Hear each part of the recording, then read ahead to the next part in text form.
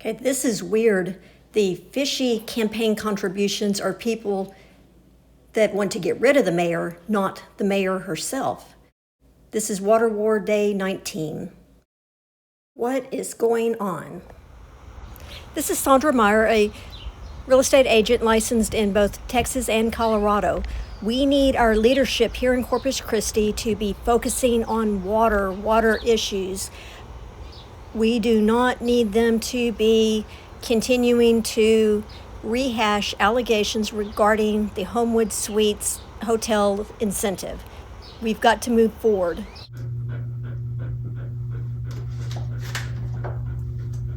Good morning. Let's start this briefing today. Today is day 19 of the water wars. We are starting a little bit early at 6 a.m. because we have an urgent problem that has to be considered today. The urgent problem is going to be the discussions to recall the mayor at tomorrow's city council meeting.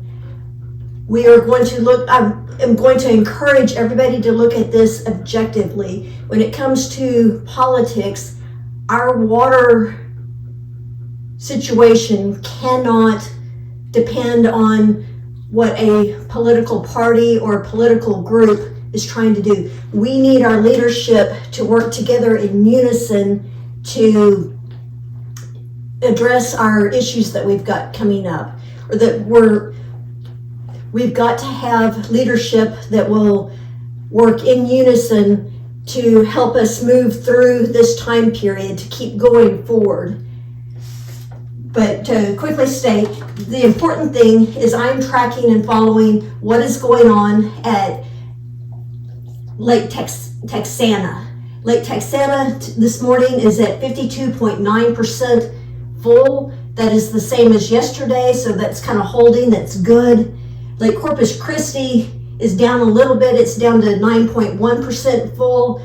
That matters a little bit more for the smaller towns that they're currently getting their water from Lake Corpus Christi, just in part due to proximity. The city proper is getting their water from Lake Texana, and as of last week from the wells in the western well field that's over by the Nueces River. Okay, we need to talk about the challenge with the recall the mayor vote. Is the water wars, I officially started it on March the 5th. That's the day that Lake Corpus Christi fell below 10% for the first time in history. That's kind of a symbolic thing because at that point in time, the majority of the water was still already coming from what's called the eastern supplies, coming through the Mary Roads pipeline. But like I said, at some point you just got to pick a date and go with it. I have chosen to go with the March the 5th. There was a ton of media coverage, and a lot of the coverage included the state and officials blasting Corpus Christi's leadership, or lack thereof leadership. And it's kind of sad, but perfect example is 6 days after the water crisis the water war started, is several of our city council members decided that let's revisit or put the Homewood Suites issue back on the agenda again. And so there's 2 items that's showing up on the agenda for tomorrow's city council meeting that deals with the Homewood Suites allegation. I know, even though I come from an audit background, I am sick and tired of hearing about the Homewood Suites allegation. Last month, the police department went to city council, presented their findings. The police department, I'm gonna sit down for this. The police department investigation included the local police department, the FBI, the Texas Rangers, and the district attorney's office. They did a comprehensive investigation and did not find anything that warranted criminal charges. Yes, there are policy and procedure improvements that's needed, and like I said, it definitely could have been done a whole lot better, but no matter how bad people want to say that, to accuse the mayor and or other people that supported the desalination plant of corruption, just because they want to claim there's corruption, just wanting that, disliking your political opponent does not equal corruption. In February also, based on the auditor's recommendation and certain city council people, that we've got to be transparent, the public wants to know, is over $500,000 of the taxpayer funds were allocated for additional law firms.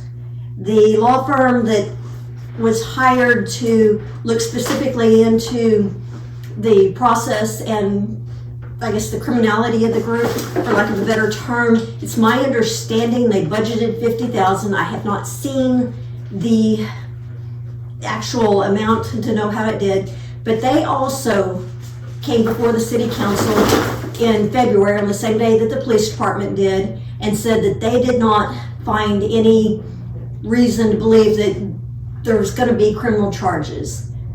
So, under normal circumstances, me as the average taxpayer would have thought, okay, we just need to move forward with this issue, correct policy procedure. Yes, there is still a civil lawsuit going on between Mr. Ajit David, who is part owner of the Holiday Inn downtown, the Residence Inn downtown, which are very close to that Homewood Suites that's being built downtown. But like I said, they're using a petition leaning back on a petition that Rachel Caballero, who is a former candidate, she's a taxpayer advocate. Supposedly they are into trying to help the taxpayers save money. They focus strictly, or to me it appears they focus strictly on what's going on with city council. They're not worried about what's going on with the county that much or the school districts. They are concerned about what the mayor's doing. And anyway, so that's going to be the issue. My personal concern is they are considering what the mayor has done and saying that there's ethical violations. But the weird thing is, I've counted that 3 out of the 5 people that have been anti-Inner Harbor desal, anti-mayor, we've got to keep bringing this up before the in city council meetings to ensure transparency and public trust. 3 out of 5 of those people have had campaign contributions. 3 out of the 5 people have campaign contributions that they received within the last campaign that just doesn't seem like they've disclosed it. And Bayfront Marina Investments is the Holiday Inn. From everything that I've seen, the address is the same. There's tax statements. I mean, like I said, it's my understanding they are the same. And then there was even a campaign contribution that one of the candidates received of Mr. David's attorney that's been representing this. It's just weird. I don't understand and why this is still going on. And so this is kind of some of the drama that occurs in Corpus Christi. So please try, when you're listening to the situation, 1, consider you've got to try to keep an open mind, look at it objective, non-biased. It does not matter if who you want to be mayor. We got to look at now, we need our leadership to be working together. We do not need them to be fighting within each other. We want them to be ethical. Well, I better wrap this up since I'm starting to say I don't understand, and our kind of District 3 councilman says, I don't understand a whole lot. Well, actually, it's good to admit when you don't understand. So enjoy some of the pictures of the Nueces River. This is Lake Texana. These are some of the sources of our water. Let's end this video on a happy note. This is out at Lake Corpus Christi. Until next time, if y'all have any questions, leave them in the comments. Thank you.